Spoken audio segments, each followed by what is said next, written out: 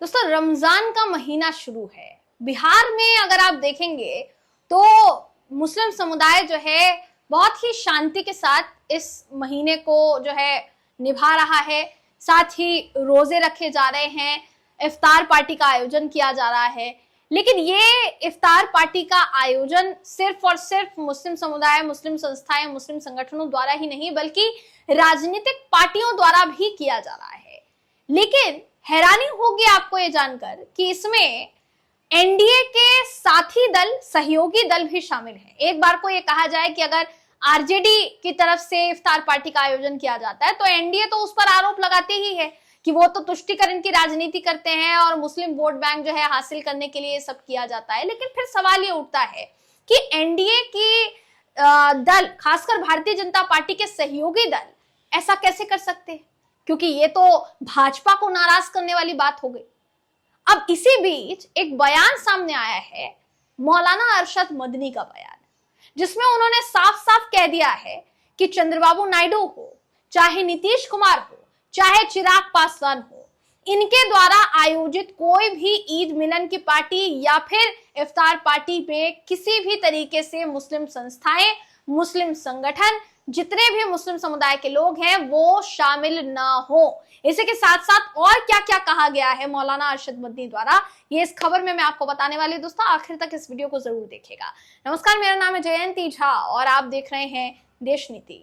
मौलाना अरशद मदनी अक्सर अपने बयान की वजह से चर्चा में रहते हैं और एक बार फिर से उनके बयान की वजह से वो चर्चा में आ गए हैं। दोस्तों बिना देर किए मैं आपकी स्क्रीन पर इस समय उनका बयान जो है वो दिखा रही हूँ, जिसमें जमीयत उलेमाए हिंद के देखिए साफ सीधे तौर पर उनकी तरफ से अपील की गई है तमाम मुस्लिम समुदाय के लोगों से कि आप कुछ भी करके इफ्तार पार्टी जो है उसमें शामिल ना हो। जमीयत उलेमाए हिंद के अध्यक्ष हैं मौलाना अरशद मदनी। इन्होंने कहा कि खुद को सेक्युलर कहने वाले वो लोग जो मुसलमानों पर हो रहे अत्याचार और अन्याय पर चुप हैं और मौजूदा सरकार का हिस्सा बने हुए हैं, उनके खिलाफ जमीयत उलेमाए हिंद ने सांकेतिक विरोध का फैसला लिया है।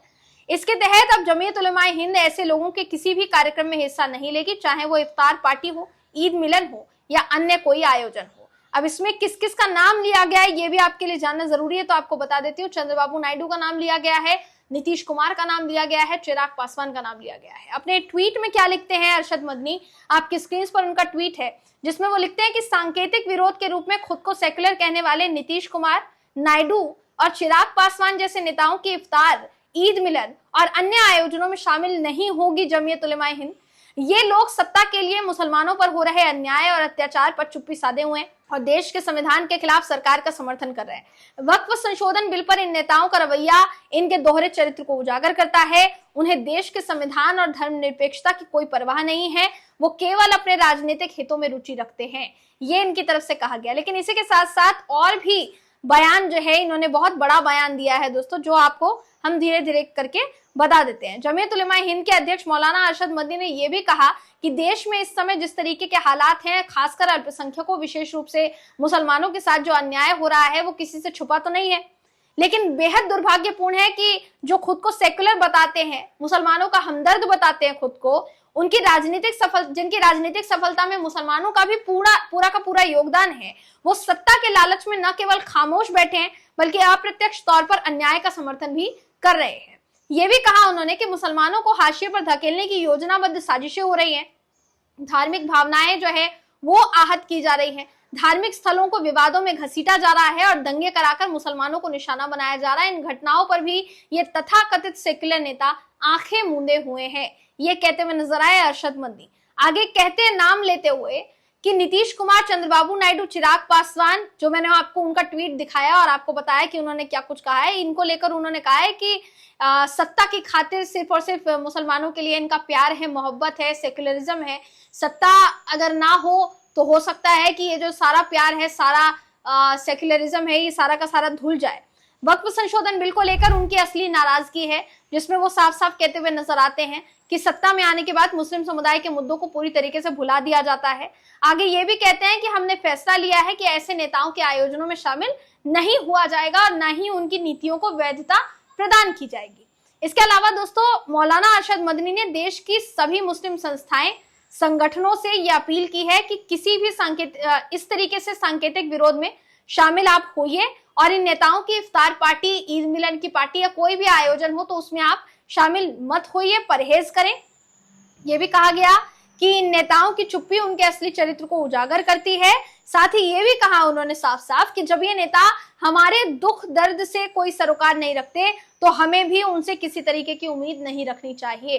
कुल मिलाकर ये बहुत बड़ा बयान है जो मौलाना अरशद मदनी की तरफ से दिया गया है। दोस्तों देखिए, अगर बिहार की बात की जाएगी, बिहार में इस साल के अंत में विधानसभा चुनाव होने वाले हैं, अक्टूबर नवंबर में होने की संभावना जताई जा रही है।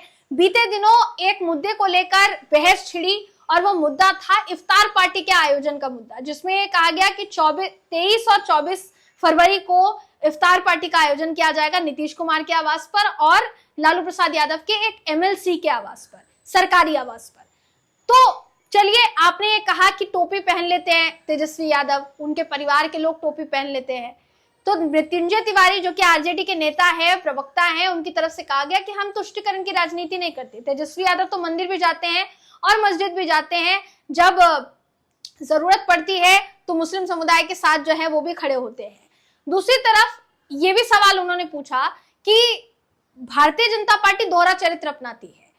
तेजस्वी यादव पर सवाल किए जाते कि उन्होंने टोपी क्यों पहन ली, लेकिन नीतीश कुमार से ये सवाल नहीं किया जाता जब वो इफ्तार पार्टी का आयोजन करते हैं। इफ्तार पार्टी का वो आयोजन करते हैं तो नीतीश कुमार को सेक्युलर बता दिया जाता है। तो आखिर सेक्युलर वर्ड से विपक्ष से जो नाराजगी है बीजेपी को, वो नाराजगी अपने ही सहयोगी दलों से क्यों नहीं है? और इन सहयोगी दलों में सबसे अव्वल दर्जे पर सवाल अगर उठे तो नीतीश कुमार के दल पर ही उठे, यानी जदयू पर ही उठे दोस्तों, कि जदयू जब इफ्तार पार्टी का आयोजन करती है तो कोई सवाल नहीं पूछा जाता, लेकिन हम इफ्तार पार्टी का आयोजन करते हैं तो हमसे सवाल किया जाता है। क्यों सवाल किया जाता है भाई? तो ये चौंकाने वाला भी विषय है और बिना नजरअंदाज किए इस पर सोचने की जरूरत है दोस्तों कि भारतीय जनता पार्टी के नेता आए दिन कोई ना कोई मुस्लिम समुदाय के लिए एक ना एक ऐसा बयान देते रहते हैं जो विवादों में घिर जाता है। अभी होली जब हुई बीते दिनों, उस समय रंग को लेकर और जुमे के नमाज को लेकर जो बहस छिड़ी वो यहां तक पहुंच गई कि भाजपा के कई नेताओं ने कह दिया कि जिनको रंग से परहेज है वो देश छोड़कर चले जाएं। किसी को पाकिस्तान जाने की सलाह दे दी गई तो किसी को अफगानिस्तान जाने की सलाह दे दी गई। साथ ही बहुत सारे बयान जो है वो दिए गए। तो ऐसे में जो दल साफ साफ कहता है कि हमारे लिए बहुसंख्यक जो है वो जरूरी है, और कई बार ये भी कहा गया कि बहुसंख्यक समाज विपक्ष को जवाब देगा। अगर आपके लिए वो विचारधारा बहुत जरूरी है तो आप उन दलों के साथ गठबंधन में कैसे रह सकते हैं जिन दलों के द्वारा बार बार सेक्युलरिज्म को तवज्जो दी जाती है? अगर नीतीश कुमार की बात की जाएगी तो बेशक पहली दफा नहीं है दोस्तों जब नीतीश कुमार की तरफ से इफ्तार पार्टी का आयोजन किया जाएगा। इससे पहले भी बार बार इफ्तार पार्टी का आयोजन किया गया है और नीतीश कुमार ने भी टोपी पहनी है। उन पर किसी तरीके का सवाल जो है वो नहीं खड़ा करती है भारतीय जनता पार्टी। ये सवाल मेरा नहीं है, ये सवाल विपक्ष का है। विपक्ष राजद के द्वारा बार बार ये पूछा गया। राजद पर भी हालांकि सत्ता पक्ष ने बार बार निशाना जो है वो साधने की कोशिश की, लेकिन सोचने वाली बात यही है कि मौलाना अरशद मदनी ने जो कहा है उस बात में आप कितना लॉजिक देखते हैं, कितना उसको सही समझते हैं, कितना नहीं, ये आप हमें कमेंट करके जरूर बताइएगा। अगली वीडियो में आपसे फिर मुलाकात होगी, तब तक के लिए नमस्कार।